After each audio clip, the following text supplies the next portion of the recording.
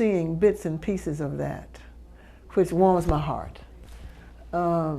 Because one of the things that has disturbed me is that the generation, our children, would capture what the SWAT really meant to us, that we passed on to them, so that they can then pass it on to their children.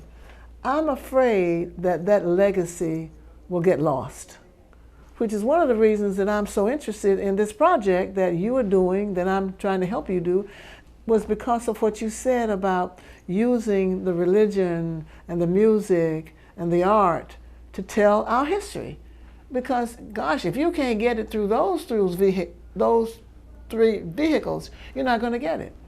But we have so much to pass on to our children. And Jody, who expressed her opinion, and Ray, my daughter, who expressed her opinion, they said to me, okay, it wasn't all lost. They saw it. They really saw the Hamilton homes. They saw Maynard. They saw Dawson. I tried to get Dawson's son to come and talk about his legacy on the corner up there. They saw you.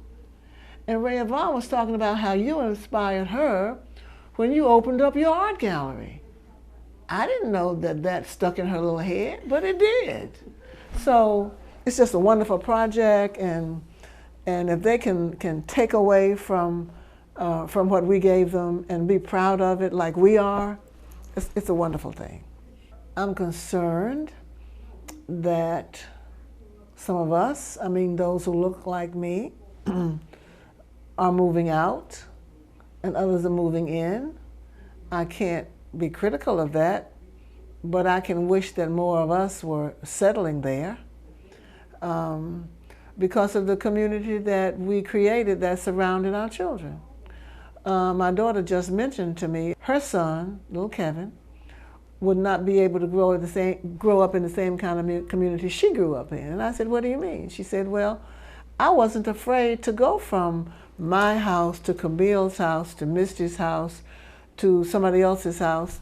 You know, I would just go and we'd jump on not the treadmill, but whatever it's called, at somebody else's house, and then come over to our house and swim and go to somebody else's house and do something, and they weren't afraid. She said, I'm afraid that my son, your grandson, can't do that. So we talked about that for a while. I just hope that whoever moves into the SWATS understands its legacy, and our legacy can grow. I've seen two different levels of children. You know, I have my older children, Beth, who moved to DC. She's doing fine. And then my middle daughter, Brooke, who moved to Inman Park. I tried to make her stay in the SWATS, but she wanted to move downtown. But Ray Yvonne, my baby, and my son, Maynard III, are actually living in the SWATS. So I think I'm seeing it revolve. I think the fact that my middle daughter wanted to live downtown had its day, but I see more of us coming back to the SWATS. I see that, and that makes me feel good. I came here from North Carolina, yes. I went to North Carolina Central, which is where I met Maynard. So I came here to get married. But I came here to get involved in a super family. Now, I came from the country. I mean, the country. It was, and I grew up in an era, a generation, probably not a full generation, before Camille. So in my house, when I was a little girl, there was an outdoor toilet. My grandmother killed chickens by spinning them around and letting them flop all over the backyard. So when I went through that, I knew that when I left Lewisburg, I wasn't coming back. This was it. I was gone. I was going to college. When I finished college, I was off to discover things. I was an inquisitive child, and I wanted to see what was next. But I met Maynard when I was in grad school. He was in law school, and we did what we did.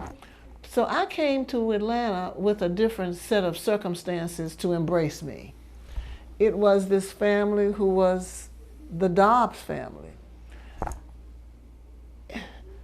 I would imagine that some people might think that might be overwhelming, but I didn't receive it as such. What impressed me so much was what Atlanta had to offer because of the AU Center, because of the fact that black people had to do for themselves. We had to have our own hospital. We had to have our own insurance company. We had to have our own drugstore. We had to have, well, of course we had our own nightclubs, but we had to do that. And so we did it. So I grew up in that era, not thinking anything about not being able to go downtown to a hotel. I could go to Pascal's. There was a movie theater in the Fair Street bottom that I could even go to. So that was comforting to me. I didn't see it as something of a turnoff. I was proud to be called bourgeois, and I defended the term bourgeoisness because I said, well, goodness, if we aren't proud of who we are, then why should other people be proud of who we are? So I didn't see it as a turnoff. I saw it as something, well, wow, look what T.M. Alexander did. He built his own insurance company. Wow, look what Alfonso Dawson did. You know, we had McClendon Hospital before we could go to Grady. That's the kind of community I moved into.